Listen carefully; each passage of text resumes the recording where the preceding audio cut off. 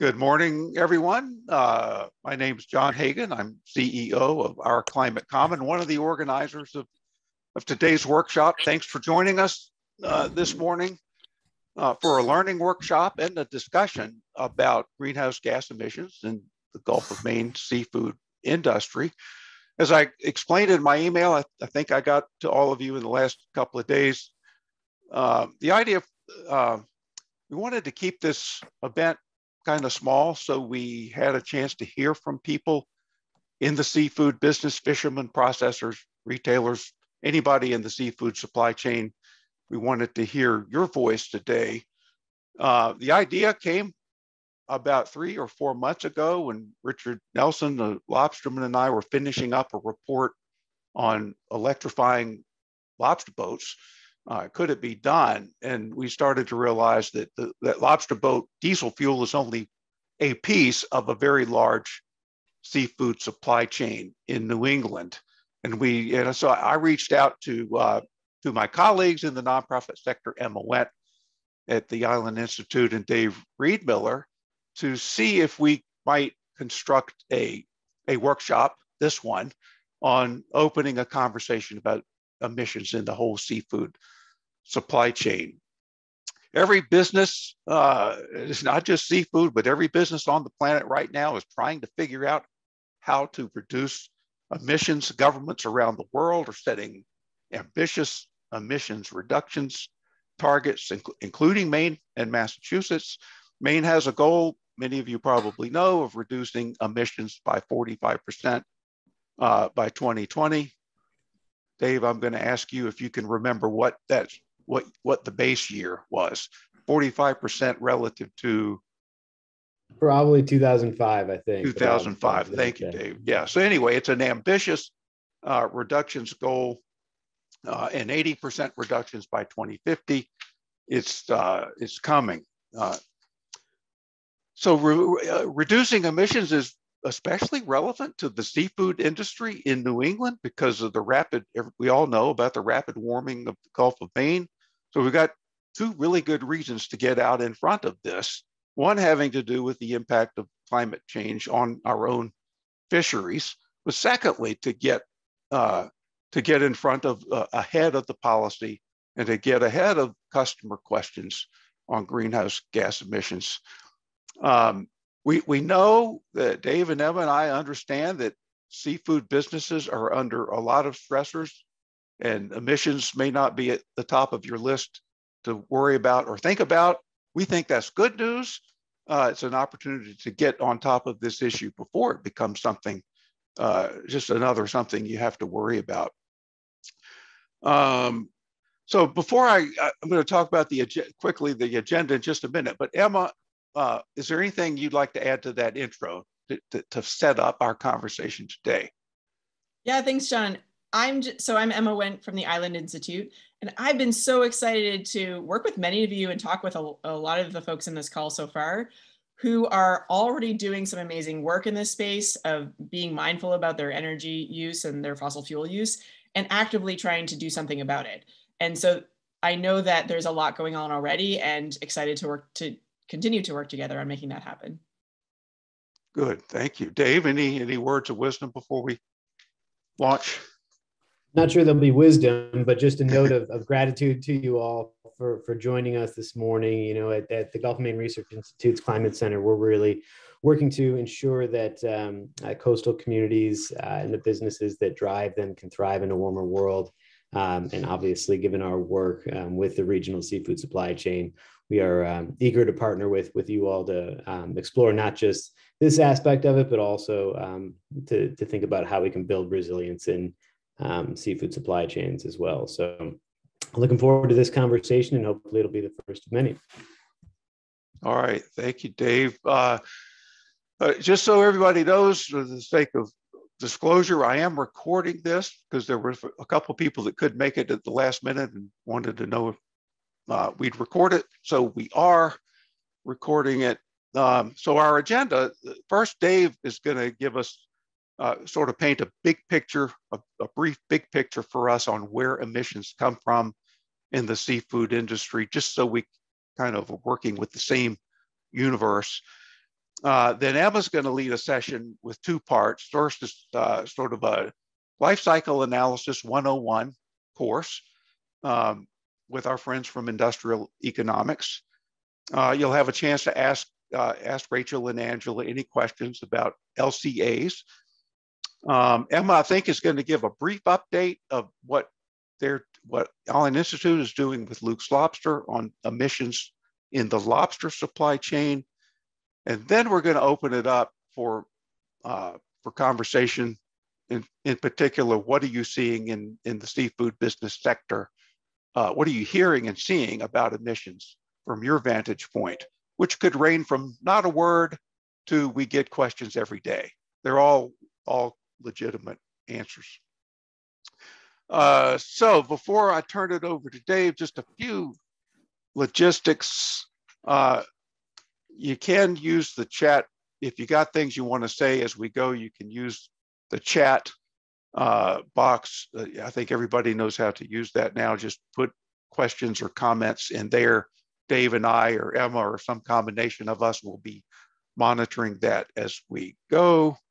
Once we open it up for discussion, don't be shy. Just unmute yourself and speak up. If you'd rather write, you can write. If you'd rather speak, you can speak, whichever way works for you. Okay, any questions? Okay, I think I was pretty clear. So Dave from GMRI, could you share your screen or do whatever you want and help us get all on the same page here? Great. Well, thanks for that intro, John. Again, thank you all for joining. I'm just going to spend a couple minutes at a high level kind of walking through where greenhouse gas emissions can come from in the seafood supply chain. This is obviously going to be illustrative and not necessarily comprehensive. Each business's operations are going to introduce different nuances and caveats to this.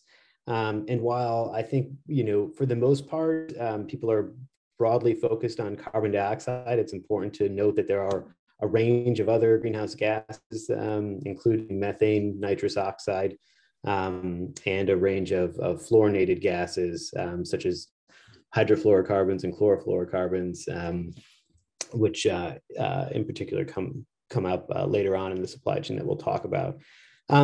So I just want to start with kind of the harvest sector, and this is both relevant for wild harvest fisheries as well as the aquaculture industry.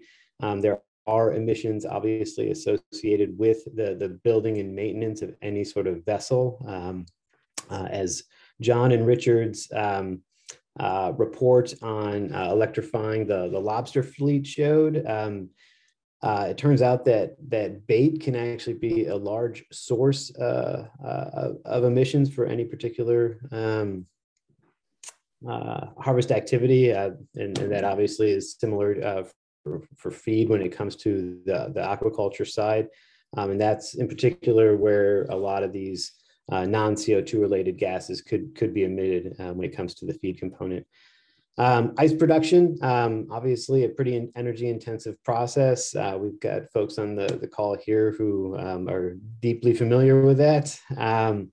And pump, other mechanical operations, manufacture of gear, and land use changes, something that oftentimes is not necessarily thought of as a carbon emitting activity, but certainly as you think about development of new facilities or otherwise, disturbing natural environments, there are certainly emissions that can be associated with that. As we move along the supply chain, there's the processing and packaging piece of this. Obviously, your heating, ventilation, and air conditioning systems are large, if not dominant, sources of greenhouse gas emissions. There are material inputs to the packaging process in particular, not just the manufacture of the equipment. So what's embedded in the manufacturing of any type of processing equipment, but also the operation and maintenance of that. as well as energy consumption within a given facility. You know, lighting is an obvious one, but it's not the only one. Obviously, temperature control and other aspects certainly come into play. And sort of the management of waste. And you'll see this kind of trickle through the other aspects of the supply chain as well. Waste, you know, in and of itself, obviously has embedded most likely some sort of carbon, but also as it decomposes, it can release methane, which is a particularly potent greenhouse gas. And so it's certainly something that you seek to minimize. Moving along into the storage and distribution aspect, refrigeration is obviously where a huge possibility for greenhouse gas emissions comes from, not just the generation of energy to power those refrigeration units, which oftentimes comes from fossil fuel combustion and therefore carbon dioxide, but also importantly, leaks that can occur through pipes, fittings, and other systems that can release exceedingly potent greenhouse gases in the form of, in particular, those hydrofluorocarbons that I mentioned. So there is a range of alternative options that are out there for non-fluorinated gas cooling systems, but oftentimes there are trade-offs involved, and certainly cost is one of them. And finally, there's also kind of the what happens at the end of the supply chain, not just the retail component, but the consumption and ultimately the waste management, not just of the products themselves, but also the packaging and elsewhere. And of course, across this whole supply chain, oftentimes it's really transportation that can dominate emissions for any given company or product. And you can certainly see, for example, some companies have explored whether it's economical to pivot from, say, shipping their products around the world on airplanes versus or cargo ships versus airplanes, since air flight is certainly a pretty carbon intensive, albeit the most efficient way to transport goods. And the final couple of points I'll make is that to really get a handle on where cost-effective emissions reductions opportunities are in a given business, it's exceedingly important to do that baseline comprehensive inventory of where your emissions come from. And so making sure that you can get an understanding of where the sources are, you can start to target where those cost-effective opportunities may reside. And as we'll hear from Rachel and Angela, there are a range of tools that exist to support all of you and all of us in understanding where greenhouse gases come throughout a company's supply chain. But there's a lot of uncertainty, a lot of data gaps, and a lot of nuance that needs to be sort of fully understood and fully captured to make sure that what we're presenting is not only accurate, but also kind of fully transparent in terms of what we know and what we don't know. So with that kind of high level sort of scene setting, I'll stop sharing my screen now and turn it over to Emma to kind of introduce the next part. Thank you. Thanks, Dave. Before I jump into the next section, what questions do you have at this point in the conversation? Things that you heard John or Dave say? Anything else that you want to know about to understand those points better? Yeah, maybe just one. Dave mentioned user beware on some of the data collection systems out there. Any thoughts on that? Yeah, I have a lot of thoughts about that, Bill. Make sure we'll get into this especially as we talk with Ben from Luke's Lobster about the process that we're going through now on that. The short version is work with somebody who knows what they're doing, is one way of putting it. And talk with people who've gone through the process before, and happy to help on that front too. Great. So there will definitely be chances for interactions in the Q&A section, and I will dive in first. One question you might be wondering is, why bother to go through the whole process of this, complex, potentially with some, buyer beware components of measuring your greenhouse gas and your carbon emissions within your own company and throughout your supply chain? So that's one thing that we'll talk about for a few minutes. I will say that there's a lot you can do without bothering to go through the process of all those fancy studies, right? There are things we know matter and make a difference and are cost effective too. So all of the work that many of you have been already doing on things like retrofitting your lighting to be more efficient, your equipment to be more efficient, and trying to move away from things that consume fossil fuels are all great places to work, and we know are worthwhile from a cost perspective and or a climate perspective. So just by show of hands, either physically with your hand or using the reactions button, which is probably down to the right, who has done something in their organization or business to help them become more efficient or use less fossil fuels already? Yeah, a good number. Yeah, that's great. Thanks so much for sharing. So one reason that we do go through the process of measuring our emissions, again, within our company or throughout the supply chain, is because sometimes those pockets of carbon emissions, of greenhouse gas sources are not obvious. Sometimes they're way more than what we would expect, and sometimes they're a lot less than we would expect. That's one reason why it's important to actually go through the process of doing that data collection and crunching the numbers and see where you end up. So that's one reason. Angela and Rachel will go through this in much more detail about how you actually do that process. The other part is what gets measured gets done. And once we have a little bit of sunlight as to where those areas are, again, within our business or throughout our supply chain are, that we might, as Dave mentioned, find those cost-effective opportunities for becoming more efficient and lowering our carbon impact, is it helps. So knowing where those emissions are coming from absolutely helps that process of tracking, identifying where they're coming from, and doing something about it in a way that is manageable. It also helps us figure out where we're actually making progress and helps us, feel good and have that energy to keep picking away at the stuff that ends up being harder years down the road. So as I mentioned, I've been working closely, the Island Institute has been working closely with Luke's Lobster on actually going through this process. We hired jointly a consulting firm that does this process for you. You don't get to outsource this entirely. You are very, very, very closely tied at the hip with whatever consulting firm or whatever package you use, and you are working hand in hand with them very closely for months, in the year range maybe, as you go along.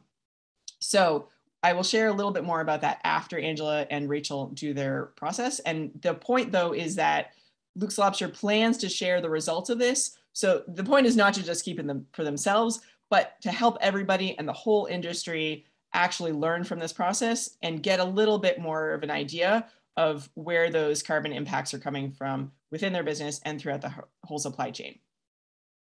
So I would like to introduce you to Angela Vitulli and Rachel Mack. They work at Industrial Economics, which is an environmental consulting firm based in Cambridge, Massachusetts.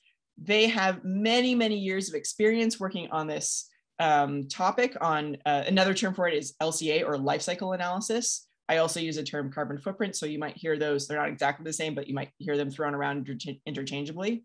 And they have a ton of experience going through that process of working closely with companies, particularly in the food sector.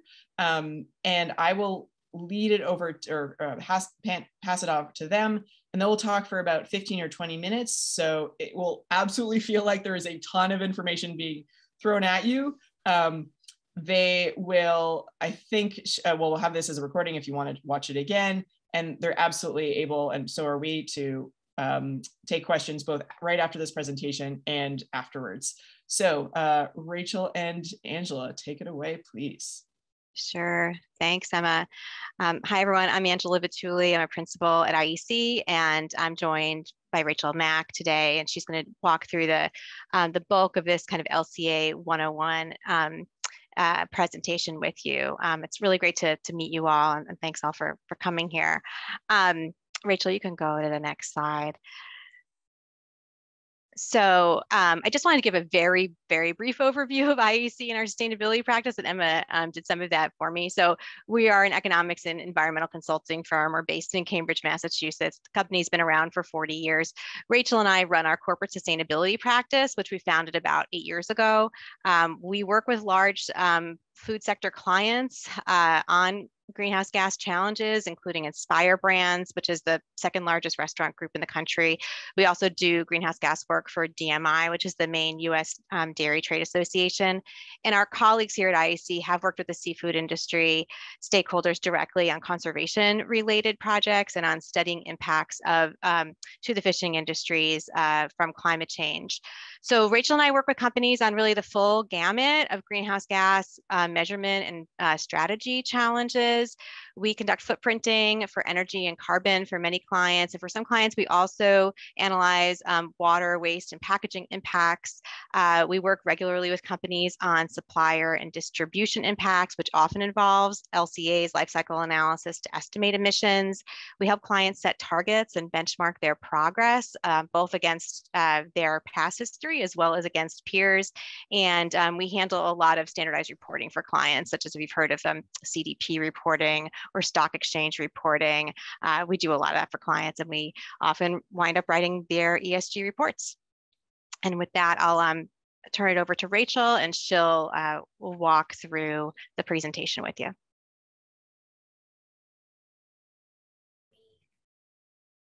My talking points up. So as Angela mentioned, my name is Rachel and I'm a senior associate at IEC, and I will talk to you today about life cycle assessments. But before I dive into what LCAs are, I'm going to give you all a quick review on what a greenhouse footprint is. And I did want to start by asking the group, just so we could gauge where everyone's at, how many of you are familiar with just greenhouse gas footprinting in general? And you could just use you could raise your hand physically, or you could just use one of the reaction buttons below. All right, good. So a good amount of you. All right, that's good. That's helpful for me to know. So as you can see from this graphic on the slide, a company's greenhouse gas footprint is primarily made of 3 scopes, scope 1, 2, and 3, and I will describe in detail what each of those are. So for scope 1 emissions, these are emissions associated with vehicles or fishing vessels owned by the company or leased by the company, or fuel burned on site, as well as refrigerants for chillers, refrigeration, and HVAC systems. And so to measure these emissions, you typically need data on distance traveled, as well as fuel and refrigerant consumption. And these can all be found in your fuel bills, your heating bills, your HVAC, refrigeration, and chiller maintenance bills. And then in terms of scope 2 emissions, these are emissions associated with electricity consumption and purchased heating, cooling, and steam. So to measure these emissions, you typically need data that can be found on your electricity bill or your heating and cooling bills. And for both scope 1 and 2 emissions, once you have the data you need, you can use emission factors, which are typically in units like greenhouse gas emissions per kilowatt of electricity consumed, or greenhouse gas emissions per gallon of gasoline consumed. And then you can multiply these factors with your data to arrive at your greenhouse gas footprint. And typically these emission factors are publicly available. And then scope 3 emissions are everything else. So there are actually 15 scope 3 categories in the greenhouse gas accounting world, and some of which cover emissions associated with employee commuting, with business travel, waste disposal, distribution, and others. And depending on the scope 3 category you're interested in measuring, there are various data sources you can use. So for example, for supply chain related emissions, you can work with your suppliers to get data on fuel and electricity consumed and quantities of materials and products purchased. And then you can use general industry data to fill in those gaps. There are different tools you can use to calculate Scope 3 emissions, one of which is lifecycle assessment, which is going to be the focus of this presentation, and I'll talk more about that in depth. So, what is lifecycle assessment? Lifecycle assessment, or as Emma had been calling it, LCA, and I'll refer to it as LCA for the rest of this presentation, is a systematic way to calculate the environmental impacts of products during their entire life cycle. So for the seafood industry, Dave had talked about the environmental impacts that could arise from each stage of seafood operations, and LCAs measure just that. So the tool typically comes in the form of a software package, and it measures emissions from the harvesting stage to the processing and packaging stage, to the storing and distribution stage, to the retail and consumption stage, all the way to the waste management stage. And it's a common tool for measuring emissions associated with your supply chain for any given product for its entire life cycle. And so why even use an LCA? It's a powerful tool that estimates not only your greenhouse gas footprint, but it can measure other environmental impacts as well, which Dave had also touched upon in his presentation. The tool will measure impacts such as potential acidification, human toxicity, marine ecotoxicity, and other environmental impacts. And this can help with sustainability, stakeholder, and investor reporting. LCAs also, they also identify environmental hotspots that allow you to compare impacts across products. So you could really hone in on which aspect of your product to focus environmental impact reduction efforts on. You can also use the tool to model different product and supply chain scenarios, which can help you with internal decision-making on product or logistics redesign. So for instance, if a company is wondering whether or not to source from a supplier who harvests lobster from Massachusetts that use diesel power for their fishing vessels, or a supplier who is further away in North Carolina but uses an electrified fleet, LCAs can help you balance these differing traits to calculate which option has less of an environmental impact. So when diving into LCAs, you'll see that there's two basic types. There's something called a cradle to grave LCA, and that is a full LCA that includes and considers environmental impacts from all stages of a product's life cycle. There's a second type of LCA called a cradle to gate LCA, and this is an LCA that only includes environmental impacts associated with harvesting, processing and packaging, and distribution. This does not include impacts from consumer use and disposal. And some companies will do a cradle to gate if they feel that they don't have much direct control over consumer use and waste management practices, or if there are industry studies that show that the consumer use and waste management stage actually don't have significant emissions.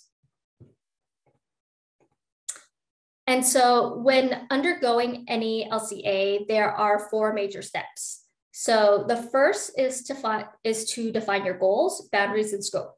In this stage, you determine what products you want to model, if you want to do a cradle to grave or a cradle to gate study, and what environmental impacts you're interested in examining. The second step is to inventory your available data. And this is oftentimes the hardest step. So we're going to talk more about what types of data you'll actually need in the next slide. The third step is then to plug in your data in whatever LCA software or tool you're using to calculate the impacts. And then the last stage is to interpret the results. So the results from LCA studies are always in numerical form. So you want to put these figures in context. So for instance, your LCA study might report that your product is associated with 50 metric tons of greenhouse gas emissions from cradle to grave. And another industry report might report that the average is 100 metric tons. So you'll want to not only report that your product has 50 metric tons, has a 50 metric ton greenhouse gas footprint, but also emits half of what an industry average product is emitting, just so you could put everything in context for your audience. So now, one of the key steps in conducting a robust LCA is the data part, and Emma kind of alluded to the complexity of that. And so you might be wondering what kind of data you need. So let's say, for example, that you're interested in conducting an LCA and understanding the total life cycle emissions with oysters. So you set your scope of research to be 1 pound of oysters harvested, sold, and consumed. So for that inventory step, you'll want to gather the data associated with each life cycle step associated with 1 pound of oysters. So for the harvesting stage, you'll want to gather data on how much rope, dredging equipment, baskets, or tubs that you use per 1 pound of oysters harvested. And then you'll also want data on the volume of fuel used and the type and the distance traveled by the fishing vessel, if it's applicable in this scenario. And then for the processing and packaging stage, you want to get data on the energy used by the chillers, the processing plants, and the quantities and types of packaging used to process and package that 1 pound of oysters. And then for the storing and distribution stage, you want to get data on the amount of energy used by the storage facility and the volume of fuel used and the type and distance traveled by the distribution vehicles to deliver that 1 pound of oysters. And then for the retail and consumption stage, you'll want to get information on the amount of energy used to sell and prepare that 1 pound of oysters. And then lastly, for the waste disposal stage, you want to know how much packaging and oyster shells are thrown out at the end, and if that waste was composted or recycled or landfill. So this, of course, isn't exhaustive of all the data requirements, but hopefully it gives you an idea of the type of data that you would need to collect. And typically, we advise clients try to collect as much data that's specific to your company as possible, but we also understand that that's really tough and it's not always feasible. And so LCAs, they do allow for users to use general industry data for areas where value chain specific data is not available. So then in the third step of the LCA, you plug in all this data in the LCA software tool, and then the software will then pull from databases to determine average emissions or environmental impact per unit of whatever material or fuel you're analyzing, and then apply it to the data specific to your company to arrive at your footprint. And it then provides results on your product that includes its energy and greenhouse gas footprint, their acidification and eutrophication potential, freshwater and marine ecotoxicity, human toxicity, ozone depletion potential, and depletion of biotic and abiotic resources. And the great thing about LCAs is that it'll tell you at which life cycle stage for which materials you're experiencing the greatest impacts. So you can easily hone in on where in your product's life cycle you should focus future reduction efforts.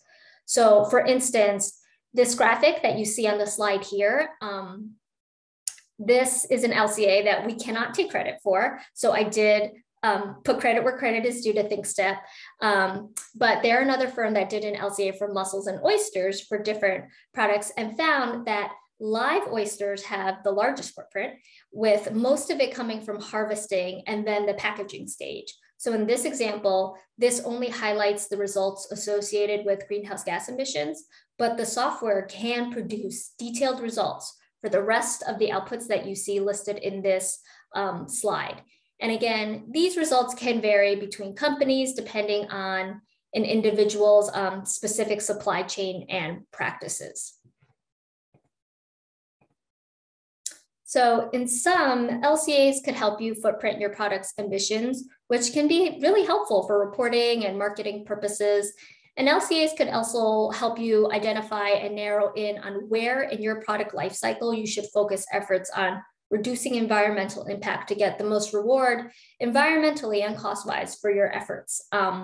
However, as powerful as this tool is, as David has alluded to, it comes with some challenges. It can be very time and resource intensive to collect all the data you need to run a comprehensive LCA study. And because supply chains are vast, it can be hard to collect company-specific data.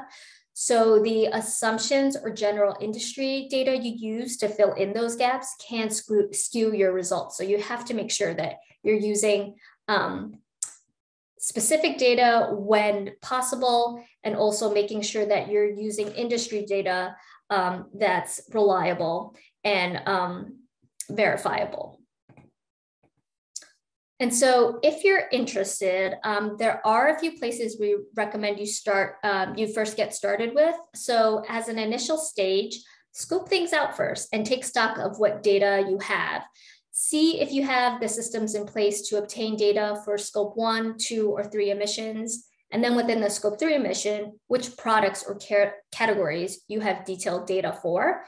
Then take stock of what stakeholders want to know more about or where the hotspots for your industry are, and focus measurement efforts there. So for hotspots, there are LCAs you could search for in Google Scholar, and ourclimatecommon actually has a few LCAs listed in their list of scientific literature, which I've hyperlinked in this slide, and we could send this around after the presentation. And the Marine Conservation Institute and the Monterey Bay Aquarium, they both have tools that can help quantify emissions. So you could see generally where your biggest sources are, depending on your company practices. And if you have adequate data, you can do LCAs through, there's open LCA resources that are free. And there's also software. There's LCA software like Gabby or SEMA Pro, and they have very detailed data sets and they streamline calculations, but they do require a paid license. So once you do that, you can identify what and where your biggest emissions and environmental impacts stem from, and start to create a strategy to reduce your overall environmental impact. And typically what we see from clients, most companies start out measuring their scope 1 and 2 emissions. And again, those are emissions associated with their leased and owned fleets, heating, cooling, and electricity associated with their leased and owned facilities, because that relies on data that the company most likely has direct access to. And so once they have a good handle on their scope 1 and 2 emissions, then we see them start to engage with their value chain to gather data and measure their scope 3 emissions, oftentimes using LCAs to help streamline calculations and results. So that was a lot to take in 15 short minutes, and I'll stop here for questions. And I'm happy to answer any detailed questions or broad questions you might have about greenhouse gas and environmental footprinting generally, or LCAs. Richard, go for it. Carol, are you able to Richard? Thank you. Sorry, you mentioned from the beginning through the description of the scope 1, 2, 3, and thing of measuring things like electricity consumed, but it seemed to me we missed kind of the whole total fossil fuel picture here somehow, and that I was wondering about that, not only as far as heating oil and diesel fuel, gas, and everything like that, but also under the electricity itself. How is that divided? How do we realize which is green electricity, renewable produced electricity versus other I'm glad you asked that, forms of electricity? That's a great question. So the wonderful thing about greenhouse gas footprinting is, we try to make it easy for the client. So if you have your electricity bill, there is publicly available information as to what sources were used to generate that electricity for your specific grid. And so there are data sets that already exist. There are resources that state, like, if you're an Eversource customer in this particular grid, this is what the greenhouse gas footprint is per kilowatt hour of electricity consumed, because they already have information on what resources, solar, wind, coal, but we don't really use coal in New England anymore, natural gas. They already have the makeup of how much of that was used to generate your electricity. So all that information is already publicly available. They have data sets, so you could just multiply it by the amount of kilowatt hours that your facilities did consume. So it makes it easier that way. Yeah, and if you're buying renewable power directly, then using the market-based method of greenhouse gas calculations, we basically you zero out any green power that you're buying. You just take it off the top. So on the first part of that question, are you measuring the amount of fuel you consumed, and you're tracking all that? Yes. Heating oil, diesel, and all that. All of it. Okay. Yeah, we usually go by invoice, whatever data are available, and invoices, gas you're getting a bill for, but heating oil or diesel invoices we would go by, or if you know exact usage for diesel, we could use that.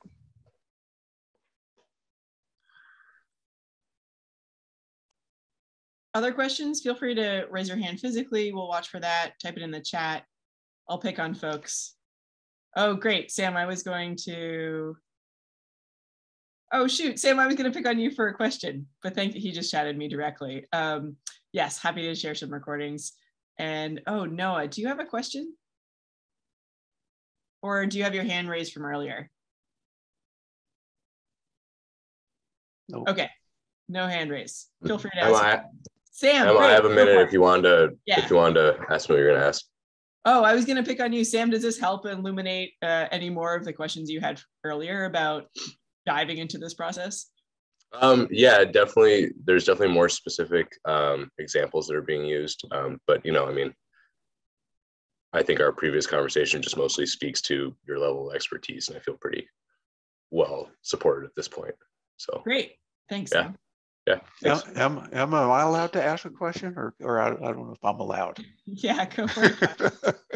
Well, while other people are thinking questions, Rachel and Angelo, if my scope 1, like I'm burning diesel in my lobster boat, my scope 1 is the wholesaler's scope 3. If I understand how this is all put, I'm upstream of the wholesaler. So my scope 1 is his or her scope 3.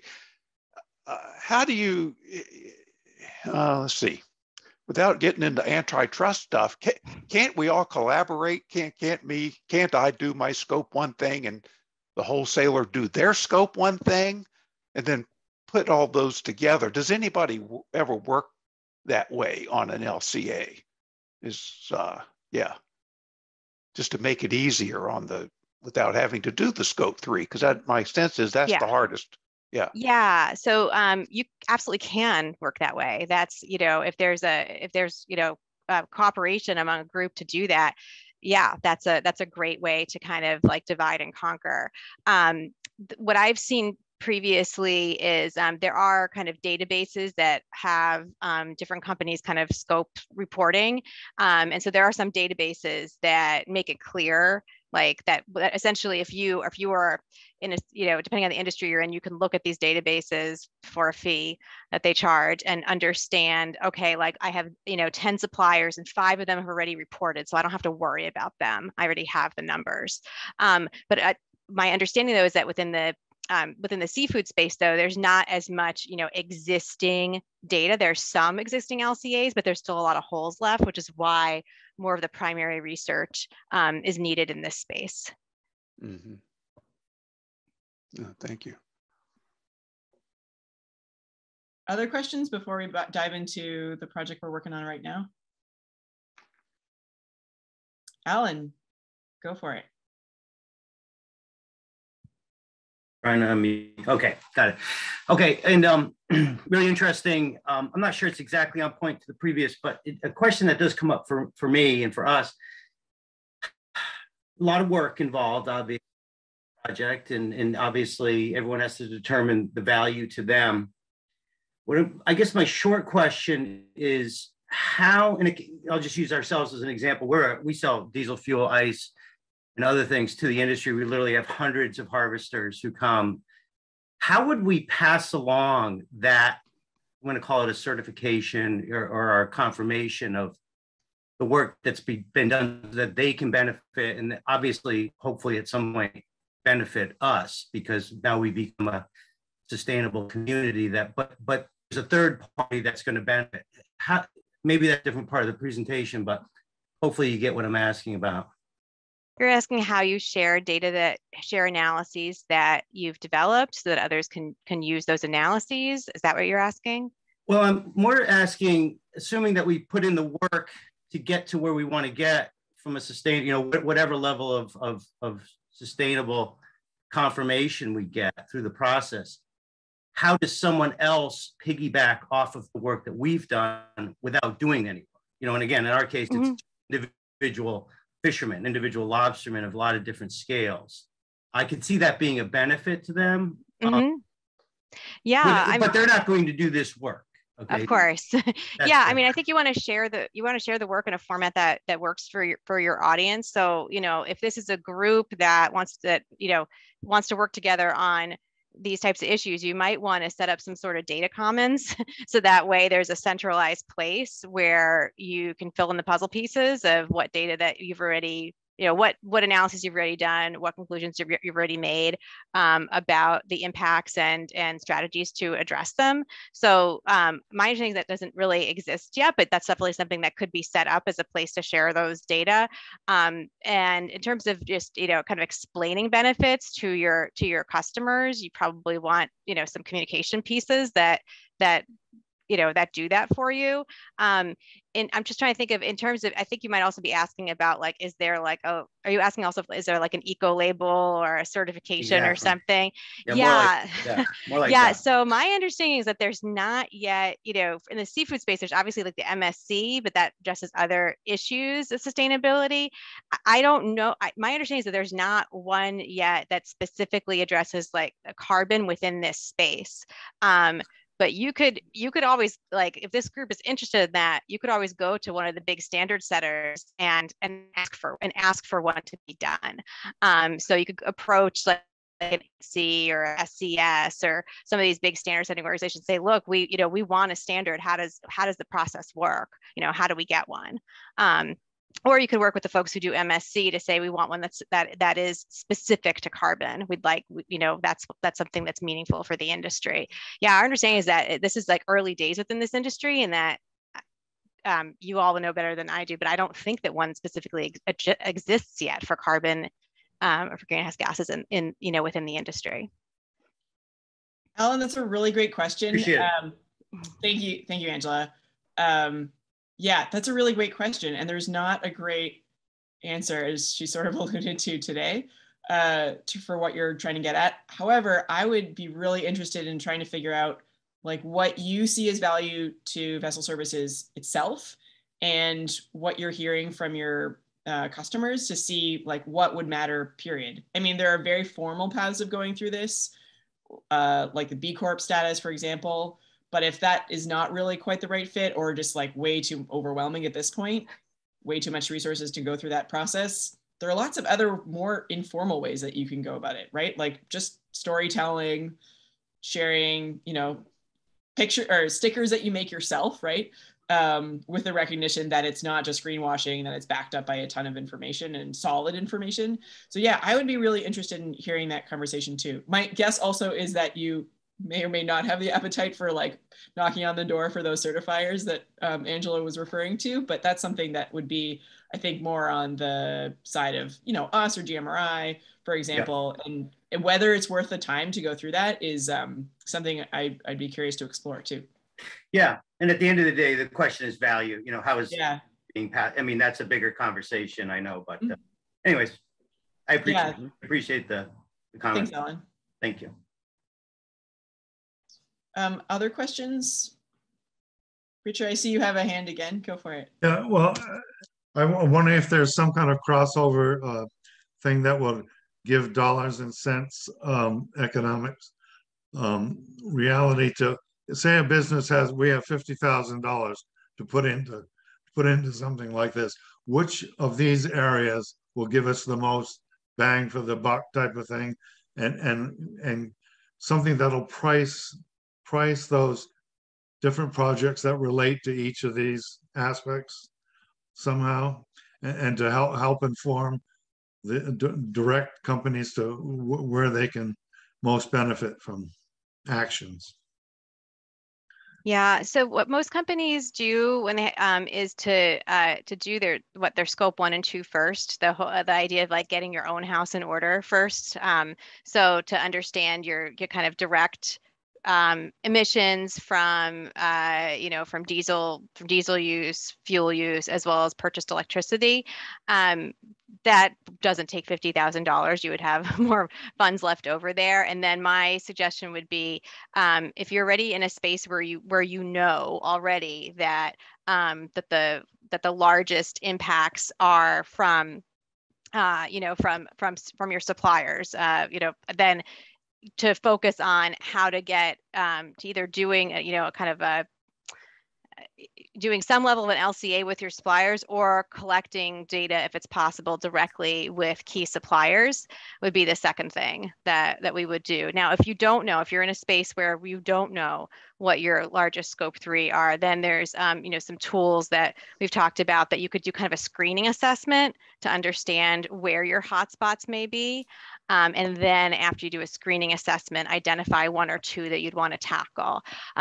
I'm not sure if we've mentioned this, but most firms don't do this all at once because it really is a very big job to try to cover all of the, 13 or 15 scope 3 categories. Most firms, work at this over time by prioritizing where they think their hotspots are and working down a checklist over a number of years. Just to jump in on that, for the scope 1 and 2, companies also value doing that one first because you're measuring the resources for which you have direct control over and that you're spending money on. So one of the great things about doing your scope 1 and 2 emissions, you're figuring out, okay, exactly how much electricity am I using? How much diesel fuel am I using? How much gasoline am I using? And in these analysis, you usually normalize it so that you can compare, your energy use per square footage to sort of the average building in your industry to figure out, oh, am I using more or less than what the industry average is? And if I'm using more, okay, so now I know exactly where to hone in on, to see if I should be making any energy efficiency improvements there. And so typically companies will see a lot of cost savings just from the scope 1 and 2 exercise alone, because they're identifying, any extraneous waste that they're not previously aware of. And from that, you have cost savings, and then you could reinvest in doing sort of a deeper dive, as Angela was talking about, with the scope 3 emissions and those 15 categories and specific products. Thanks, Rachel and Angela. So I'm going to very briefly go over the process so far about what we've been doing with Luke's Lobster. We, about a year ago, started working with Luke's to explore what it would take to actually go through the process of doing a carbon footprint assessment, and have worked with a consulting firm, not industrial economics, and a separate consulting firm to actually do the process that Rachel laid out in her slides.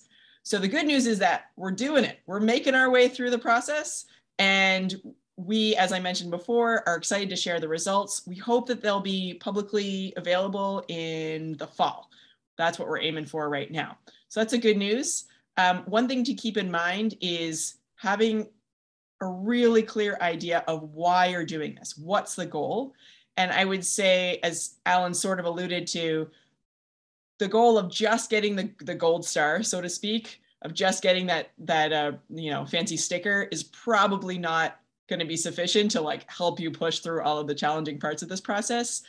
Getting some other value, whether you're getting more customers or better relationships with your suppliers or more efficiency and reducing your dependence on fossil fuels, really improving the value for your company and organization overall is probably a more durable reason of why you go through this process. So there have been challenges as going through this, and Rachel again mentioned some of this in her slides. Figuring out what exactly those boundaries are can be tricky, and often you end up with your first attempt at this, they're a little bit smaller than what you thought they would be when you were first attempting to do this process. So, thinking about, are we doing our entire company process and products and whole shebang, or are we just picking our top 1 or 5 products that we're selling and we're just going to measure those? So that can be more time consuming and trickier than you might expect. Getting that data collection can be really tricky, particularly on that scope 3. Well, if you are keeping good records on your electricity consumption, your fuel consumption, et cetera, and what chillers you're running, that makes scope 1 and 2 relatively easy. The scope 3 stuff, the supply chain overall can be a little trickier, especially if you're asking for information that's kind of sensitive. So asking fishermen, how much are you catching, how much bait and fuel are you using? That is not always the easiest thing to get to. So one of the lessons learned through this process is, and this is good practice anyway, having that good tight relationship with all of your suppliers and your customers can really, really help with this process. The other thing that Rachel mentioned a little bit before is giving some context to the result. You come up with the answer of 47 or 42, for the Hitchhiker's Guide folks. Okay, 42 is the answer. Like, what does that possibly mean? And in a space where there's not as absolute standard of, you know, what those clear boundaries are, it kind of feels like you're comparing apples to oranges, or, you know, oysters to lobster to tuna, right? And so if you end up with a number, like, what the heck does that number mean? And so that's the thing that we're trying to sort through right now. Ben, what else would you want to add to that process of what you've been learning so far? I think you did a really good job covering all the bases. You know, what we did is exactly the opposite of what Rachel and Angela were saying. We just jumped in and did all the scopes at once.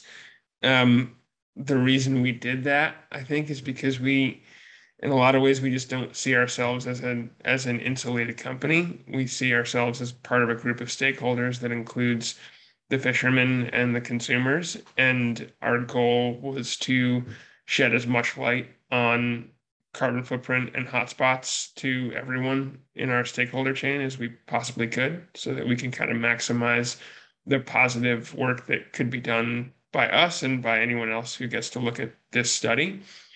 But, you know, as Emma said, it's, you know, the culture among lobstermen is not come in and let me tell you exactly how many pounds I caught and exactly how much fuel I used and exactly how much bait and what kind of bait I used. It's not how it goes, even when you have trusted relationships with your suppliers. So there is some amount of animation that has to happen, and that, you know, that makes your numbers a little soft. They're not perfect because you're looking at some big round numbers and you're extrapolating based on the best estimates that you can get. And of course, that means you have to always round up and make the footprint look a little worse than it probably is, because it's not cool to round down and underestimate your footprint. But, you know, all in all, I will just say it's difficult. It's a lot of work. It's a lot of communication. It's a lot of explaining to people why we're doing this, why we're asking them to put in this amount of effort, why we're asking them to give us this information. And it's challenging. And I know we'll get to this later when we ask, are your customers asking for this? But the answer is no for us right now. They're like, the thought of carbon footprint in seafood, as best as I can tell, has not started to cross consumers' mind in the same way as it has for beef yet. But our goal is also to be out there ahead of that and to start fixing issues and making improvements before customers start demanding that, because they will. And the more headway we can make now, the more excited they'll be to hear our answer when they do start asking. And the other thing I'll say is, you know, at the end of the day, even if there's not a financial win for us anytime soon on the customer side, it's, you know, I mean, fishermen are out there seeing the effects of climate change every single day and coming back in and telling us about it. And, you know, I think trying to slow down climate change and the effects that it's having in the Gulf of Maine and everywhere else that's enough of a reason in and of itself for us all to do as much as we can, make as much effort as we can to get ahead of this thing. Thanks, Ben. Really appreciate the perspective. So Ben mentioned the answer to the next question, which is, and I would love to hear from specifically the businesses on the call so far. So Ben shared his answer, but what are you seeing in your sector?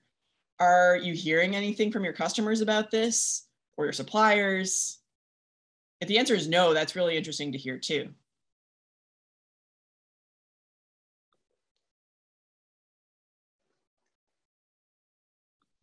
No, is that a hand again? It is. I have a different question at the appropriate time I'd like to ask. Sure, we'll get to that in a bit then. Maybe I can jump in and just ask if my friend Jared is still on the call from Red's Best. Let's see, Jared, can anybody see if Jared's still on there? He might be. I'm here. Oh, okay. Jared, Okay. I know you sell a lot to Hey, there you are. you sell a lot to institutions like universities and I don't know, other large institutions. Are they asking you anything? I mean, just about sustainability, never mind even emissions. Well, certainly the sustainability thing comes up, but I guess from a sustainability standpoint, I'm personally really proud of like how what we do as a community to sustain our oceans.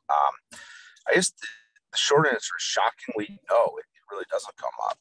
I mean, we use an embarrassing amount of styrofoam and packaging material in general, and yeah, this all seems very overwhelming. I'm glad we're starting the conversation now while I'm still young. I mean, I don't want to minimize the importance. It's super important.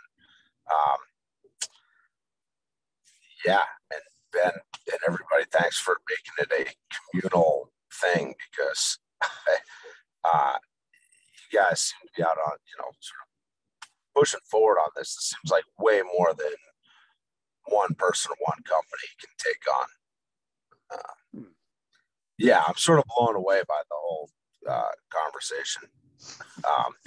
But again, it's not coming up. It's not being demanded right now.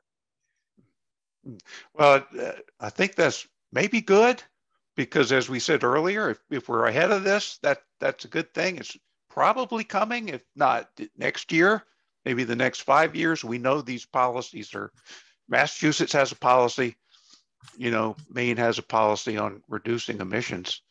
So does anybody know, I mean, this is kind of what they call a pre-commercial issue, where sort of businesses can come together and deal with an issue rather than a commercial product. It's an opportunity to kind of learn together and from each other, which is what we're trying to do today. So it may be a good thing if we're not getting that many questions yet. I was going to pick on another person I know, Nick Planson with the Boatyard. Nick, you guys are working on electrifying working boats. What's motivating you? And saving the earth is a fine answer. But what else are you seeing, Nick? If you're still there, yeah, there you are. Oops, we're not. Nick, your mouth's moving, but we're not hearing you. Oops. Okay, lost Nick. Matt, you have your hand up too, and you're also in the same boat, so to speak, as what John was asking about, directed at Nick. Do you want to right. Yeah, what I was just going to say is one thing I've experienced that might explain why a lot of people haven't been asking for this is the thing I constantly get is how shocked people are when they hear how much more damaging to the environment marine motors tend to be than the automotive industry. I think that the kind of standard figure is a gas outboard is doing roughly 65 times the pollutant damage as a standard car. And when people hear that, then they kind of start to get into the concept of sustainability in the marine industries. So I think there's a lot of there's a lack of I think someone touched on it earlier that like people are asking about the sustainability of beef and all that. I think there tends to be a lack of understanding of the general practices when it comes to the marine industry, and in terms of the environmental impact on that. So I think that might just be a possible explanation is just, I think when people think fish, they think sustainability for the most part, and there might just be a bit of a gap in the knowledge base of the average consumer as to what's going on in terms of, particularly from my end, these motors. Yeah, thanks, Matt. That's a great point. Appreciate you sharing. Yep. Bill, you had a question? Yeah, no, just a point John was asking about what are we hearing? And from an industry perspective, some of you probably know Highliner Foods, we're the largest value-added seafood processor in North America. And to answer your question, yes, we are being asked by our major customers now to disclose and to talk more about ESG. We've been on a sustainability journey for about 13 years now and working mostly with our fisheries and the social compliance side of the business. ESG was really pushed just this past year into our world by the banking and investment community. So they are expecting the larger players on a commercial scale, those that are looking to be invested in and invest with, to basically start to participate and mitigate the risk that we impose on climate change by getting involved and disclosing in CDP and and Dow Jones Sustainability Index, things like this. So High Liner Foods has just entered this arena. We are just now measuring our carbon footprint for the first time, something that I'd planned to do probably 6 years ago as the lead at High Liner Foods, but have been sidetracked with many other global events, including pandemic and mergers and acquisitions. So you are ahead of the curve, and kudos to you on this. It is a good thing. It is something that eventually consumers will catch on to and will be looking toward, especially in the smaller scale and in the fresh industry. Thanks for sharing, Bill. Appreciate that. Bill, are you working on the scope 3 yet, or just scope 1? No, John, we're scope 1 and 2 this year. Okay. And scope 3 next year. So we bit off small pieces because we're such a large business. There's a lot of data. And that's why I was chuckling when I said buyer beware or user beware on the data collection systems. We're, believe it or not, still, I'm not embarrassed to say, still working with simple Excel in some of the data collection. We have not decided what type of data collection system that we will use in the clouds, and likely will need to from a standpoint of having verified and valid data. One more question. Are you a publicly traded company? We are. You are, okay. The banking and investment community keeps a close eye on us from a investment perspective, and they rank and rate us now with regard to our ESG positions. Interesting. Okay. Noah, you had your, oh, sorry, go ahead, John. No, back to you. I just wanted to, I think Heather had her hand I was up. going to, yes, I do see that from Heather, and Noah had his hand up earlier. And one question I will plant, feel free to jump on this as well, is as a business in this sector, what do you want to know about? Either in terms of, the actual emissions, the greenhouse gas emissions or carbon footprint that you have, or how to measure it. And Jared, I see so Heather and Jared, you are next after Noah. I'll defer. My question isn't directly related to that query. Okay, sure. Heather, do you want to go? Sure. So hi everyone, Heather Sadetsky. I work at Maine Sea Grant, and a lot of the folks that I work with currently are in the aquaculture sector here in Maine. And I have been starting to get these types of questions from producers. A lot of them are individually interested, but a lot of people go into aquaculture in the first place because they care about the health of the planet and the ecosystem. And so a lot of them are starting to ask, how can I quantify, the impact here, and how can I improve it? I mean, we have people coming up with, ways to utilize renewable energy on their farms, and there's ideas for electric boat motors, there's ideas for solar panels on farms. And so there's definitely interest from that sector. And then prior to that, I was working in, global seafood supply chains, more along the lines of, I would be the person selling salmon to you back in the day before I moved to Maine. And people are also at that level, just to kind of confirm what Bill was saying, asking this. And it seems like originally maybe it was coming from a lot of nonprofits or environmental NGOs. And now it's the companies themselves who are interested, the consumer facing companies is what I've seen, not necessarily the B2B in the big, larger global supply chains, but like the Walmarts, the Publixes, the Hannafords, who are selling the seafood. And I would suspect it's because they're getting those questions from their customers. Oh, Heather, I really appreciate you sharing that. That's really great to hear. And yeah, we've heard from some of those companies, and it's encouraging to know that there are more in the aquaculture space, particularly, who are curious about that. So I will actually share a question that came up in the direct chats.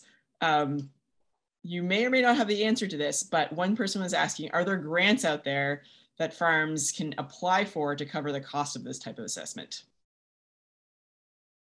That's a great question. And the first one that comes to mind is something like the Northeast SARE program. So long story short, yes, there are definitely grants because this category of work falls under a much larger umbrella of improving sustainability, whether it's in aquaculture, whether it's in ag, whether it's in food production, supply chains. This touches on a lot of that. And that would be the first one that comes to mind because I know that they're specifically geared towards improving sustainable operations. And I think the call is out now. But there's, I mean, at the national level, at the global level, there are definitely grants that would want to support, okay, how do we make, our supply chain more sustainable? How do we make our food production more sustainable? Quantifying this, these emissions, running the life cycle analysis, that will be a really important step. And so, yes, there are definitely organizations out there that have funding for this. Oh, that's great to hear. I might pester you later as I and others have wondering about how you actually get the resources to do it. Thank you. Sure. So Jared, it looks like you have another question or something to share. Yeah, I was just curious. I mean, clearly there's a diverse group of people here, but I'm certainly we all have some common denominators. Like, this seems like a big task. Is there any just what is the lowest hanging fruit that we can do to, what can I do tomorrow?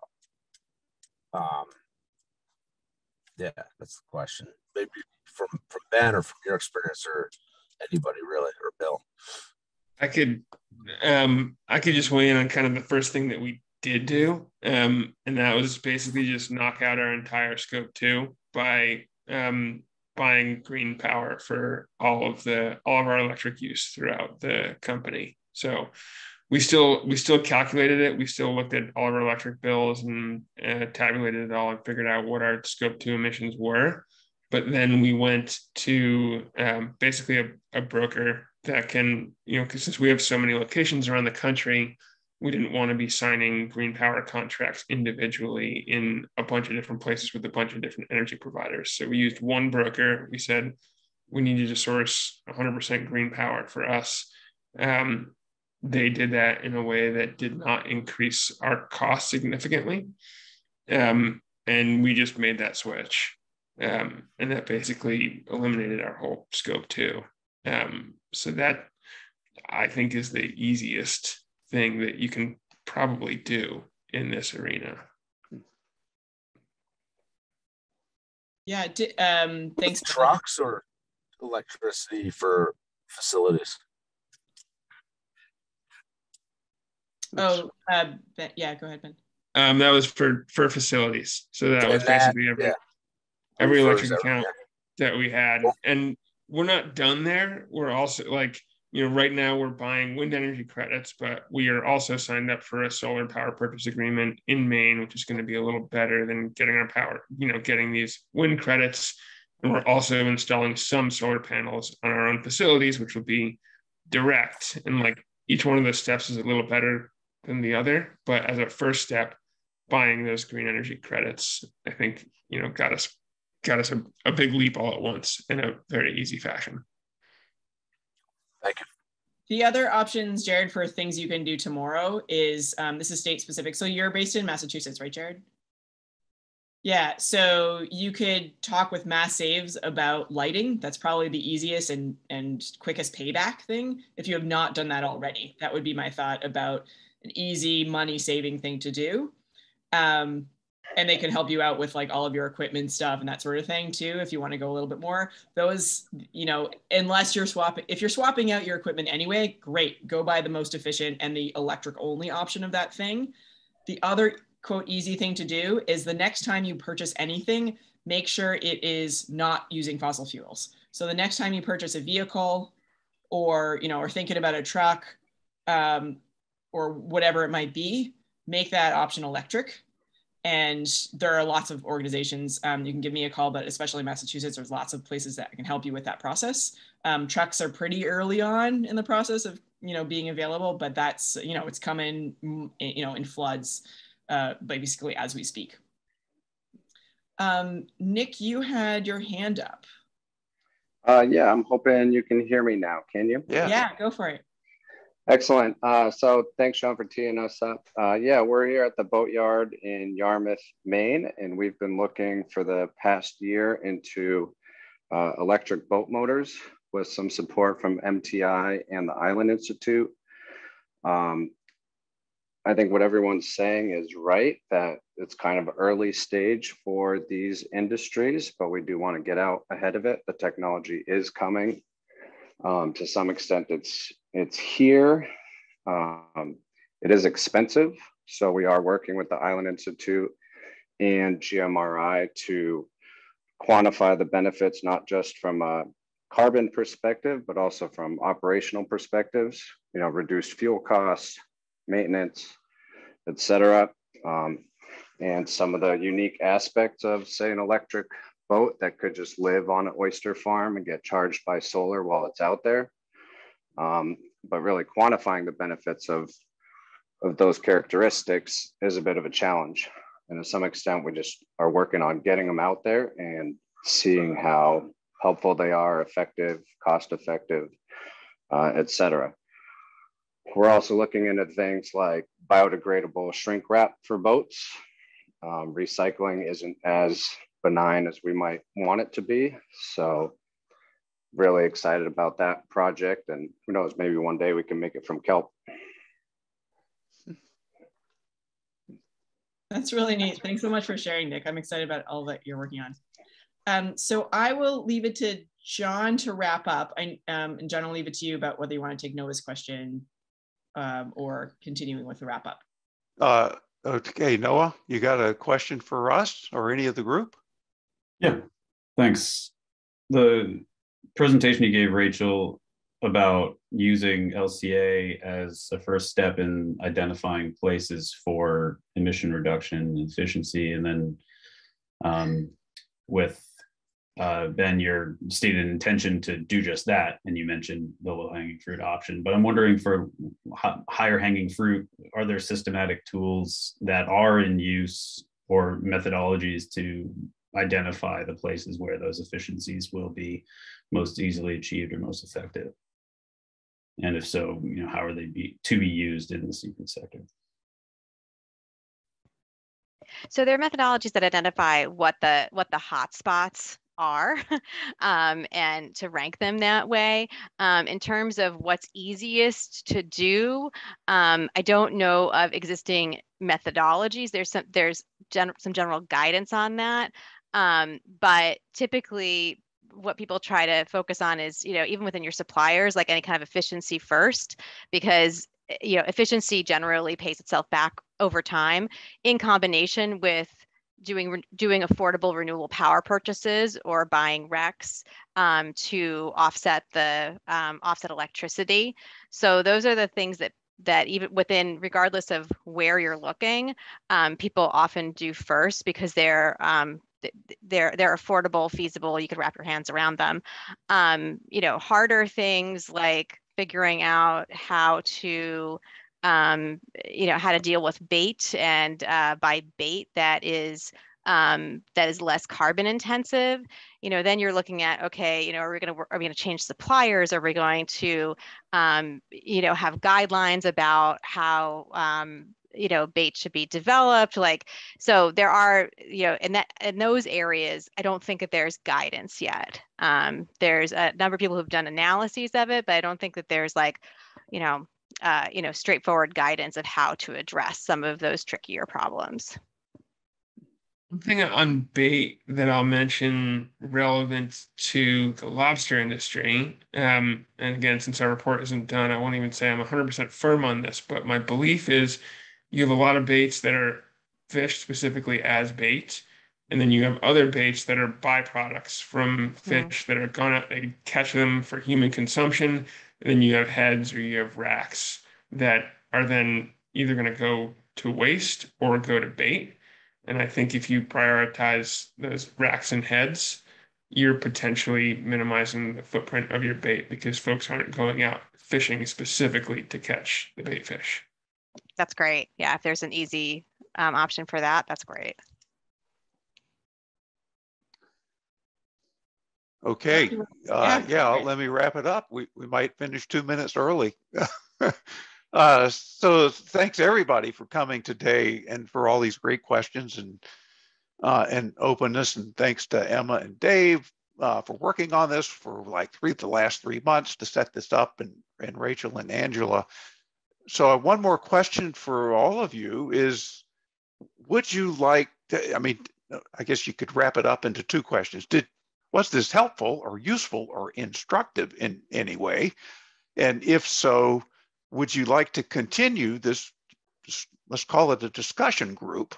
We could, if there's interest, we could maybe do a meeting on a quarterly basis for this group, and maybe others like to join us. We could take a deeper dive on a topic like refrigeration or transportation or the new SEC ruling that will affect Bill. We could go deeper on any particular topic, and it would, it'd be nice that if we could, at least from my perspective, to learn something before we have to know about it. Might be good to get. So anyway, I think Emma and Dave and I are willing to keep this going, to sort of set these up so we could have useful presentations and, learn together and talk together. But I guess it could be as simple as, if you know how to raise your hand visually or through the app at the bottom, if you'd like to continue coming to these, on a quarterly basis. And nobody raises their hand. We've got other things to do, so don't worry about it. But I guess I'm seeing enough raised that even if it's a small working group, I think we'll learn a lot from each other and kind of feel like we're making headway on an issue that's coming. So I follow up with an email. I'll give Emma and Dave's and Rachel's and Angela's email so you can contact any of us if you've got additional questions. And the link to if you're a data nerd like I am and want to read the scientific literature, we'll send you the link to that too. But stay in touch, and we'll be back, in a couple of months with a new topic and a new date. And just thanks everybody. This is a really good meeting today. Emma, Dave, any last words? No? All right. I think they're going to stay. I'll just say thanks for showing up. And yeah, we'll be on for the next few minutes, and always here to chat about this topic. It's something I really love supporting folks like you on. And so, yeah, feel free to reach out at any point, and we will figure out how to get you in the right direction. All right. Thanks, everybody.